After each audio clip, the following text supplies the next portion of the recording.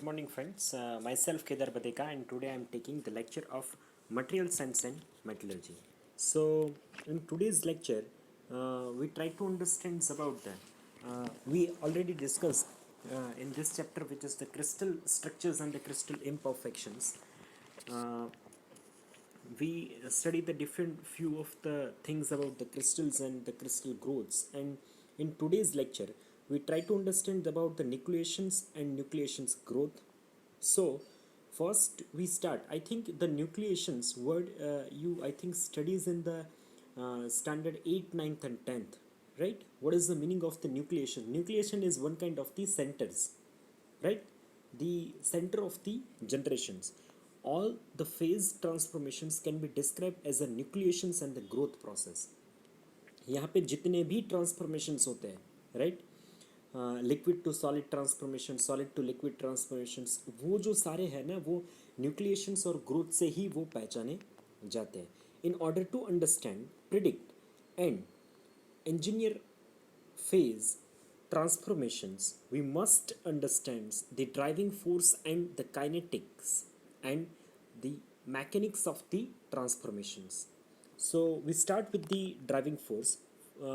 We start with the examples. The solidifications, as you cool a liquid below the liquid is, right?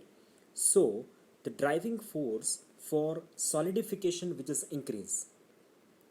This driving force is often called as a undercooling and the supercooling process, right?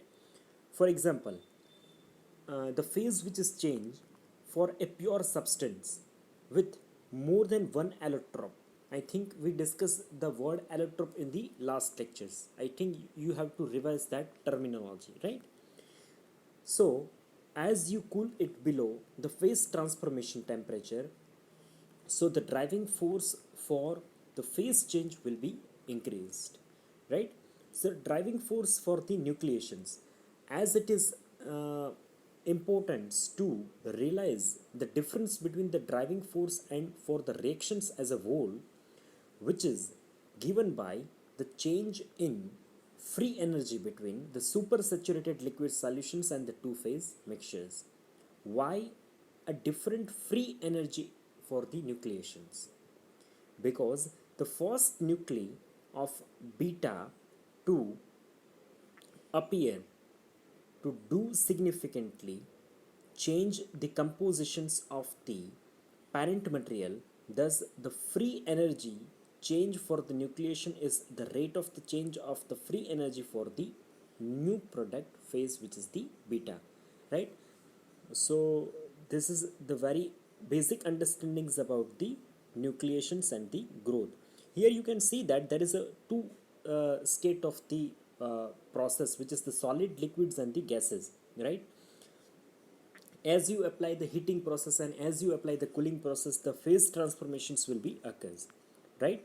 So the solid, this all three phases are, which is has some kind of the interference to each others, right? So as we convert the solid 1 to solid 2 phases, right, the thermodynamic driving force for the phase transformation is describes in the Gibbs free energy equations. I think we studies in the 11th and 12th, right, for the liquids and the solids. So here you can see that in the figures, some kind of the liquid, I in a very simple or easy terms, I want to explain this terminology in a very easy way. That's why I'm explaining you with some example, right? You suppose you have one of the example of the water, right? You try to heat the vapors, right, which is converted in heat the vapors, right?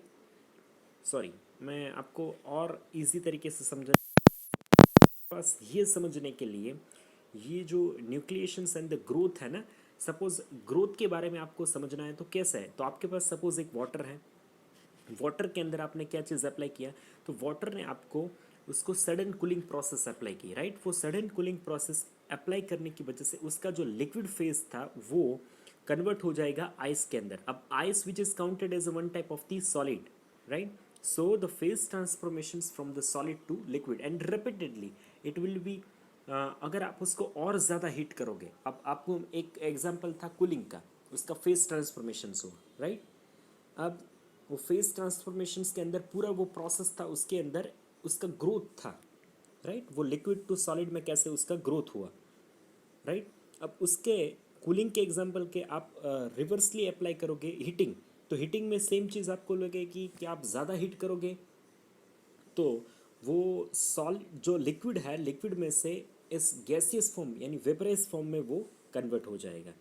तो न्यूक्लिएशंस जो है वो दो types के न्यूक्लिएशंस होते हैं, homogeneous न्यूक्लिएशंस and heterogeneous न्यूक्लिएशंस।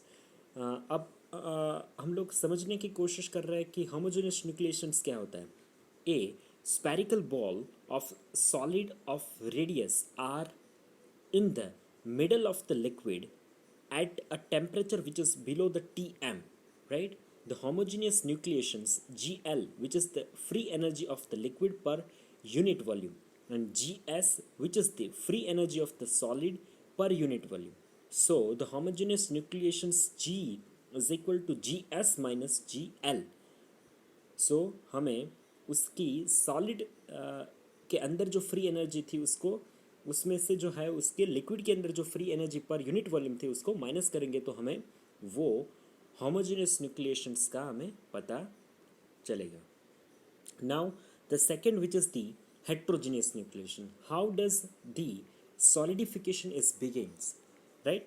Usually at the wall of the containers, right. Containers जो है उसके जो वॉल है उसके अंदर से जो है वो न्यूक्लिएशन स्टार्ट होता है, that is the heterogeneous nucleation. Y?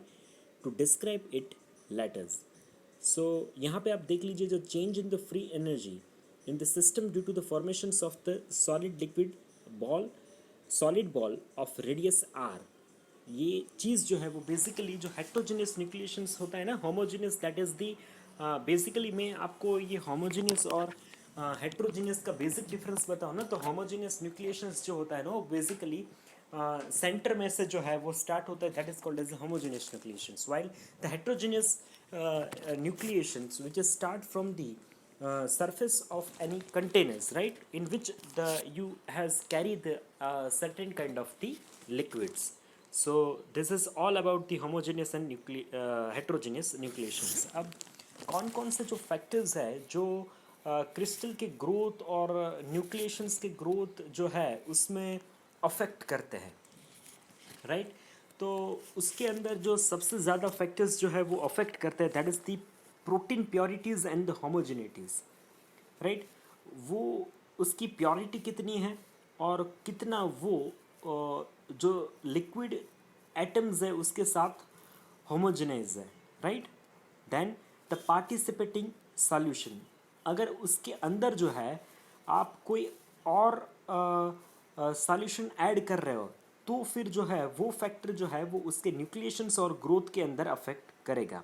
The pH of the crystallization solid, वो उसकी पीएच वैल्यू कितनी है, आप जिस लिक्विड के ऊपर जो है उसका न्यूक्लिएशंस और उसका ग्रोथ जो है वो स्टडीज़ कर रहे हो तो उसके अंदर वो लिक्विड जो है उसका पीएच कंटेंट लेवल है वो काफ़ी मैटर करता है उसको ग्रोथ करने के अंदर। देन उसका crystallization temperature, then the chemical और the biochemical modifications to be the protein, then the stability of the proteins or the macromolecules, then the surface charge of the macromolecules, the surface charge of the macromolecules. Now we can try to understand about the crystal growth. Now the diffusion and the convention is play a major role to use as gels. अब diffusion process को तो मैंने आपको इसके पहले ही lecture में आपको थोड़ा डेप्थ में समझाने की कोशिश की थी। डिफ्यूजन दैट मीन्स एक एटम के अंदर दूसरा एटम जो है वो डिफ्यूज़ हो जाना, right. So the kinetic factors which is governs the crystal growth, किसी भी चीज़ के अंदर उसके अंदर जो जिसकी वो आप जिसको डिफ्यूज़ करना चाहते हैं उसकी जो काइनेटिक फैक्टर्स होते हैं वो काफ़ी मैटर करते हैं। The events of the crystal growth are quite different to the nucleations. and couple growth from nucleation, which is seedings, is one such methods. To promote the growth, use as additives, add a nucleant or a seeds crystals. A crystal quality is affected by the rate of the growth, internal order of the initial nucleations, purity of the samples, etc. are effects in the crystal growth. Now we can understand about the crystal imperfection. अगर जो crystals है वो एक imperfections means क्या होता है कि imperfection that means some kind of the defects. Crystals के अंदर कोई डिफेक्ट है, राइट? अब डिफेक्ट किसके रिलेशंस में है? तो यहाँ पे जो हैं हम लोग उसका जो रिलेशंस के अंदर बात कर रहे हैं, तो उसका जो रिलेशंस है उसके साथ जो हम लोग बात कर रहे हैं वो चीज़ है बेसिकली उसका अपना हो जाएगा कि इसकी अरेंजमेंट के रिलेशंस में इसका इम्परफेक्शंस और इसकी डिफेक्ट्स है। वो किस तरीके से क्रिस्टलिक अरेंजमेंट जो है वो प्रॉपर नहीं हुई है, तो फिर उसमें डिफेक्ट यानी इम्परफेक्शंस होने के चांसेस वहाँ पे क्रिएट होते हैं। सो why would study the crystal imperfections? Technically, the important properties such as a mechanical strength, यानी मैं ये चीज़ आपको बताऊँ ना, क्रिस्टल इम्परफेक्शन से जो है वो सारी उसकी इफ़ेक्ट जो है उसकी प्रॉपर्टीज़ के ऊपर जो पड़ती है, राइट? एक तो बेसिकली क्रिस्टल इम्परफेक्शंस होते कितने टाइप्स के हैं, और उसके साथ जो है वो चीज़ हमें समझनी चाहिए कि इस इम्परफेक्शन से मटेरियल के ऊपर क्या इफेक्ट्स होती है। इम्परफेक्शंस आई थिंक आप समझ रहे हो ना। आप जो क्रिस्टलिक अरेंजमेंट्स होती है ना, सपोज आप एक यूनिट सेल ले लीजिए, एक क्यूब ले लीजिए, तो उसके अंदर क्रिस्टल्स के जो अरेंजमेंट होने चाहिए, राइट, वो एक तरीके से नहीं है, that is called as a imperfection. अब वो कैसे होता है वो आपको हम लोग अब एक्सप्लेन करूंगा मैं। So technically the important properties such as a mechanical strength, ductility, crystal growth, magnetic hysteresis, dielectric strength, conductions in the semiconductors are greatly affected by relatively minor changes in crystals caused by the defects or the imperfections. तो ये जो है उसको crystal imperfections या फिर defects जो है वो बोला जाता है। So crystal imperfections are one kind of the defects in the regular geometrical arrangement. जो जियोमेट्रिकल अरेंजमेंट है उसके अंदर जो है एक डिफेक्ट से उसको क्रिस्टल इम्परफेक्शंस बोलते हैं, right, of the atoms in a crystalline solid. A perfect crystal is an idealizations. एक परफेक्ट क्रिस्टल जो है वो एक आइडियलाइजेशंस है। There is no such things in the natures, यानी ये चीज़ एक परफेक्ट क्रिस्टल्स होना वो एक आइडियल चीज़ है, पर एक रियल थिंग्स में नेचर के अंदर देखा जाए तो वो चीज़ मिलना बहुत डिफिकल्ट है या फिर इम्पॉसिबल्स हैं। The defects may be the results of the crystal deformations or a rapid cooling from the temperature or a high energy radiation striking the solid. The defects influences the mechanical, electricals and optical behavior of the crystals. ये जो है वो जो defects है वो क्या behave करते, किस तरीके से उसका बिहेवियर हमें पता चलता है मैकेनिकल से, उसकी इलेक्ट्रिकल प्रॉपर्टीज़ के ऊपर और उसकी ऑप्टिकल बिहेवियर प्रॉपर्टीज़ के ऊपर वो क्रिस्टल्स का पता चलता है। सो बेसिकली क्रिस्टल इनपरफेक्शंस जो है वो basically which is classified as a 4 types, which is the point defects, line defects, surface defects and volume defects. इस तरीके से जो है वो बेसिक इसका इम्परफेक्शंस हमें यहाँ पे मालूम पड़ता है। अब इसको डेप्थ में समझने की कोशिश करेंगे। What is point defects? There are a lattice error. Lattice, अब लैटिस आपको पता है, right? There are the lattice errors at isolated point take place due to the imperfections packing of the atoms during the crystallizations or due to the vibrations of the atoms at the high temperatures. तो ये point defects जो है वो एक तो एक crystallisation factors forms के अंदर प्रॉपर अरेंजमेंट ना होने की वजह से और हाई टेम्परेचर की ऊपर क्रिस्टल के अंदर जो वाइब्रेशंस क्रिएट होते हैं उस वाइब्रेशंस की वजह से पॉइंट डिफेक्ट्स जो है बेसिकली जनरेट होती है. The number of defects at the equilibrium concentrations at the certain temperatures is small n is equal to n into exp in bracket minus ed upon kbt. So n, which is the number of imperfections, capital N, which is designated as a number of atomic sites per the mole, ed, that is designated as a free energy which is required to form the defects, kb, which is the Boltzmann's constants, and T, which is the absolute temperatures. अब ये जो defects होती है कौन से types की होती है, यानी वैकेंसीज, यानी एक जगह जो है वो खाली रह जाती है, that is called as a vacancies. A simplest point defect in the crystal, ये जो है वो बहुत सिंपल टाइप की डिफेक्ट है. Refers to missing the atoms और द वैक्यूम, जो एटम्स है वो वहाँ एक जगह पे मिस हो जाता है, अरेंज नहीं होता है, वो जगह खाली बन जाती है, that is called as a vacancies. Now next which is the Frenkel defects. अब फ्रैंकल डिफेक्ट क्या होती है? It is form by a cation which is leaving its normal positions and move into the interstitial site. अब जो Frankel defects हो उसके अंदर क्या चीज़ होती है, वो एक कैट आयन लिविंग यहाँ से, यानी एक एटम जो है वो अपनी जगह से मूव होके इंटरस्टिशियल साइट पे चला जाता है, आगे चला जाता है, that is called as a Frenkel defects. Now Schottky defects. अब स्कॉटी डिफेक्ट्स के अंदर क्या होता है?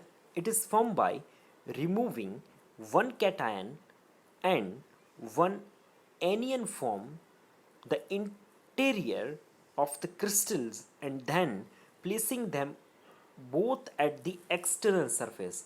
यानी इंटरनल सरफेस में से जो है वो कैटायन और एनियन फॉर्म्स जो है वो उसको निकाल के एक एक्सटर्नल सरफेस पे वो चला जाता है, that is called as a Schottky defects.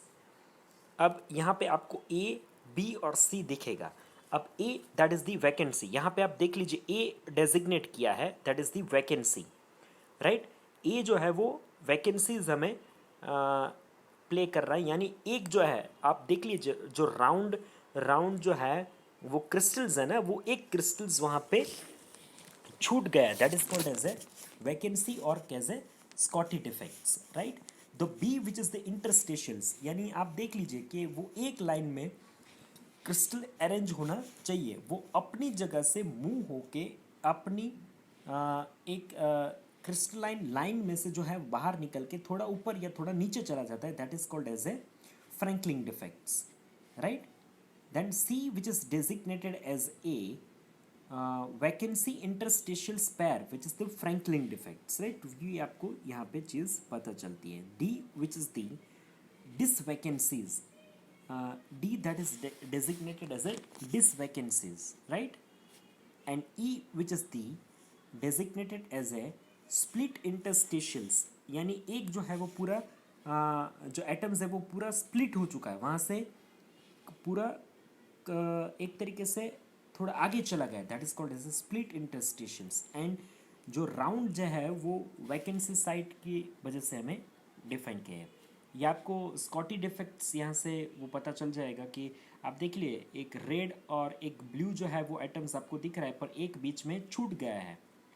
चार जो है वो रेड के बीच जो एक ब्लू होना चाहिए वो छूट गया है, वो एक वैकेंसी बन गई है. और दूसरा चार ब्लू के बीच जो एक रेड होना चाहिए वो छूट गया है, that is called as a Schottky defect. और उसके साथ में जो है वो फ्रैंकलिन डिफेक्ट आपको पता चलेगा कि एक एटम्स दूसरे एटम्स के ऊपर जो है वो मर्ज हो चुका है, राइट, शिफ्ट हो चुका है दूसरी जगह पे, तो उसको फ्रैंकल डिफेक्ट की नाम से पहचाना जाता है. Now we move forwards for the next which is the line imperfections और द डिसलोकेशंस. अब लाइन इम्परफेक्शंस किसको बोलते हैं और डिसलोकेशंस किसको बोलते हैं?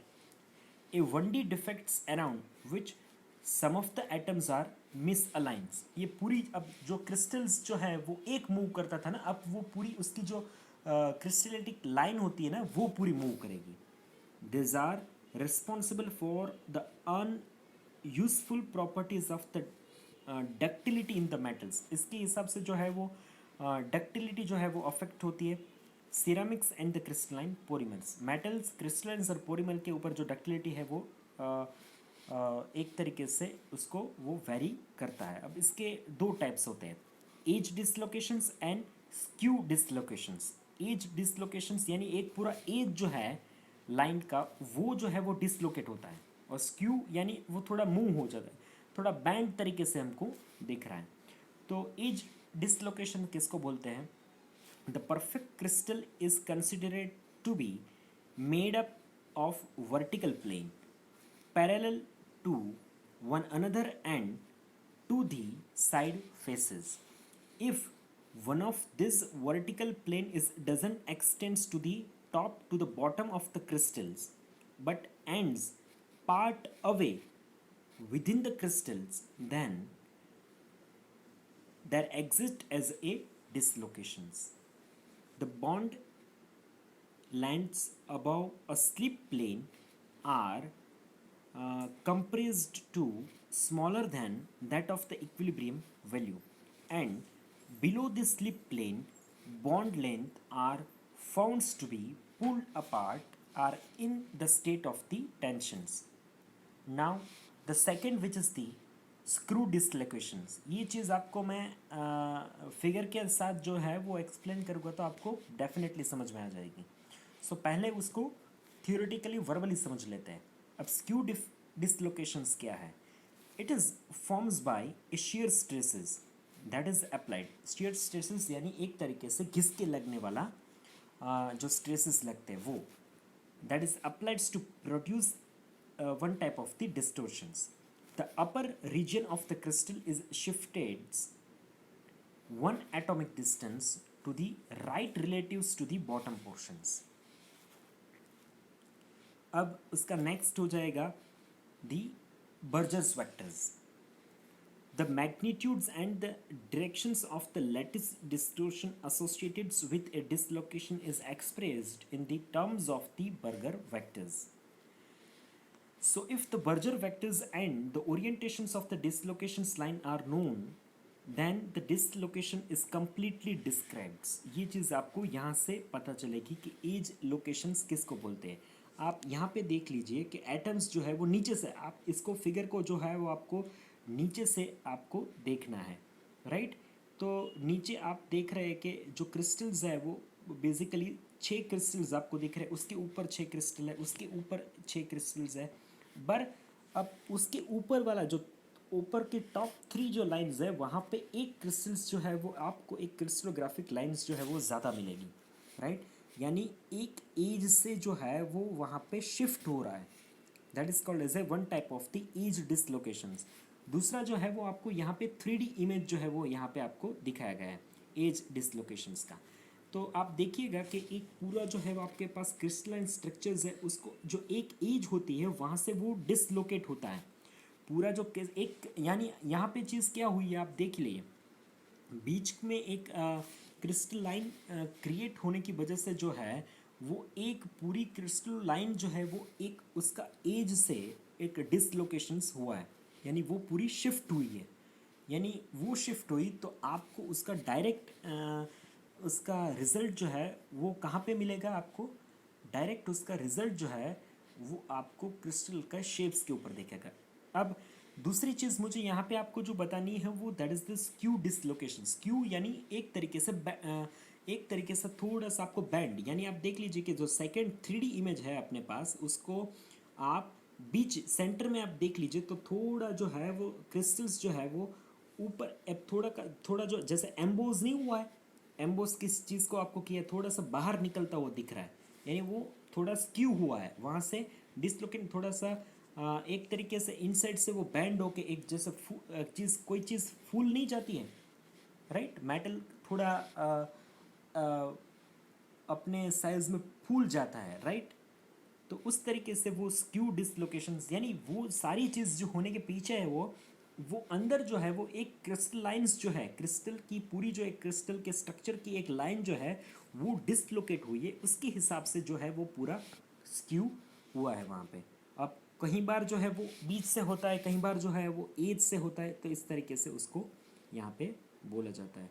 ये चीज़ आपको एज डिसलोकेशंस, वो कंप्रेशंस और टेंशन्स की वजह से बेसिकली यहाँ पे होता है। नेक्स्ट जो अपना थर्ड हो जाएगा that is the surface imperfections. अब सरफेस इम्परफेक्शंस के अंदर जो है वो बेसिकली आप यहाँ पे जो हम लोग पढ़ रहे थे कि आपका ये था लाइन, लाइन के अंदर था जो बेसिकली वन डायमेंशंस के अंदर था। अब यहाँ पे जो है वो टू डायमेंशनल्स डिफेक्ट हो जाएगी। This arise from a change in the stacking of atomic planes.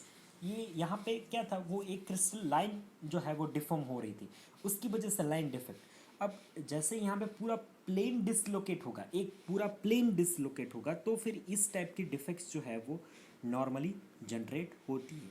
तो ये टू डायमेंशनल इफेक्ट है, क्योंकि पूरा प्लेन हो रहा है ना, शिफ्ट पूरा प्लेन हो रहा है। यहाँ पे प्रीवियसली क्या हो रहा था कि प्रीवियसली पूरी एक लाइन जो है वो डिफॉर्म हो रही थी, अब यहाँ पे पूरा प्लेन जो है वो डिफॉर्म हो रहा है, तो उसकी वजह से जो है वो इस तरीके से आपको यहाँ पे वो प्लेन शिफ्ट होने की वजह से आपको इस टाइप के सरफेस इम्परफेक्शंस डेवलप्ड होते हैं।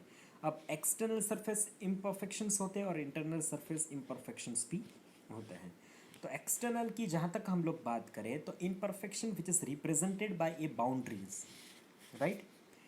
So, the external surface of the material is an imperfection itself because the bonds do not extend beyond it, and since the surface atoms are generally entirely surrounded by the atoms or other sides, they possess high energy than that of the internal atoms.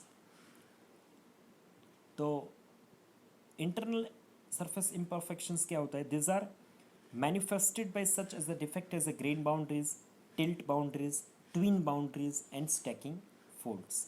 सो यहाँ पे आपको जो है वो grain boundaries दिख रही है। आप देख लीजिए कि एक आपके पास एक सिंपल स्लिप प्लेन है, राइट, जिसके अंदर क्रिस्टल्स अरेंज हुए, तो एक वो ग्रेन बाउंड्रीज की वजह से वहाँ से ग्रेन ए जो है वो ग्रेन बी की तरफ जो है वो पूरा शिफ्ट हुआ है, राइट। अब उसको जो है वो ग्रेन बाउंड्रीज डिफेक्ट्स जो है वो बोला जाए, यानी इस सरफेस इम्परफेक्शंस के अंदर जो है वो हमने पहले ही ये चीज़ जो है वो मैंने आपको बताई थी कि यहाँ पे जो सरफेस के अंदर इम्परफेक्शंस होते हैं वो तो पूरा प्लेन जो है वो शिफ्ट होने की वजह से जो है वो इस तरीके से डिफेक्ट्स जो है वो प्रोड्यूस होता है।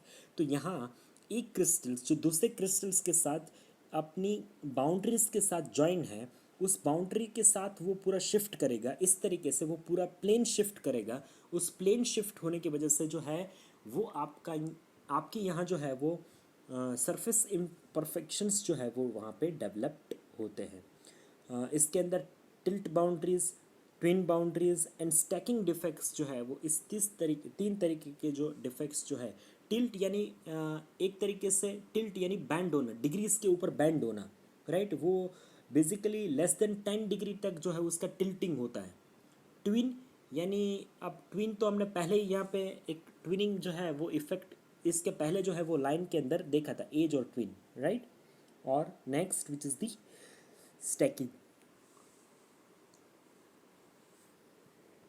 तो आप ये चीज़ टिल्ट बाउंड्रीज के अंदर देख सकते हैं कि टिल्ट बाउंड्री के अंदर आप देखोगे तो क्रिस्टलिक अरेंजमेंट जो है वो नीचे से आप देखोगे तो नीचे से थोड़ा थोड़ा जो है वो डिसलोकेशंस जो है वो स्टार्ट हुआ है, राइट।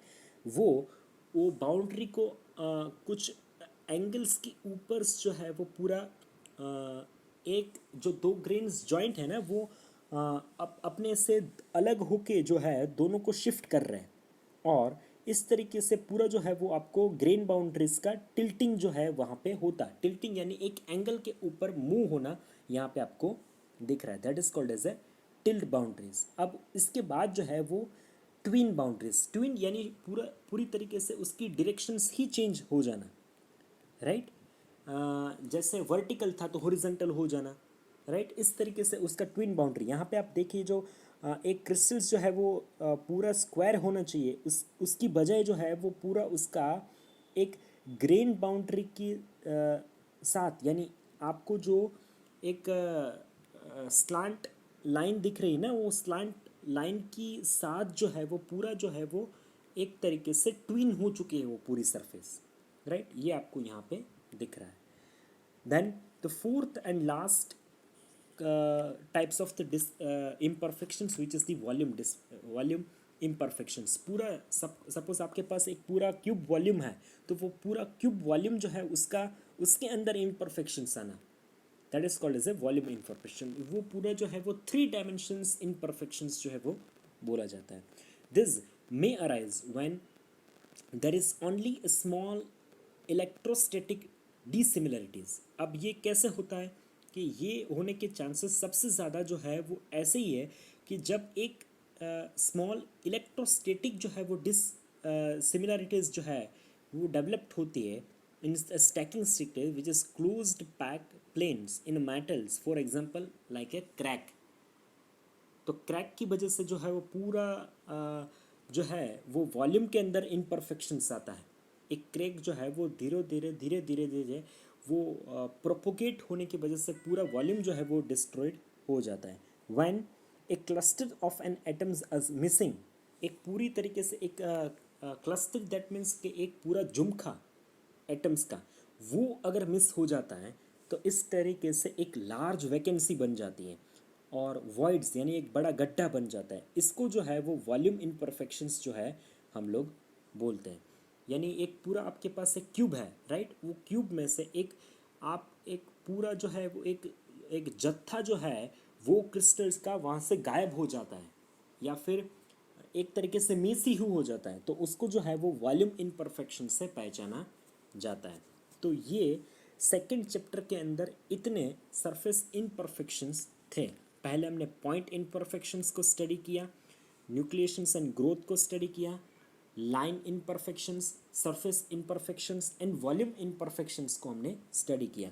तो यहाँ पे जो है वो आपका chapter number 2 crystal structures and crystal imperfections जो है वो यहाँ पे ख़त्म होता है, राइट। अब इसकी वजह से अब नेक्स्ट लेक्चर्स के अंदर हम लोग एक नया चैप्टर जो है वो स्टार्ट करने की कोशिश करेंगे। तो यहाँ पे आपका चैप्टर नंबर जो है वो 6 ख़त्म होता है। इसके जो असाइनमेंट्स हैं वो वेबसाइट के ऊपर अवेलेबल है थर्ड सेमेस्टर के एमएसएम के मटेरियल्स के अंदर। तो फिर आप वो बुक्स की हेल्प से असाइनमेंट को आपको बुक के अंदर क्वेश्चन आंसर्स के साथ लिखना है, right. So this is all about the crystal structures and the crystal imperfections. If you have any kind of the questions, you can ask me in the comment sections.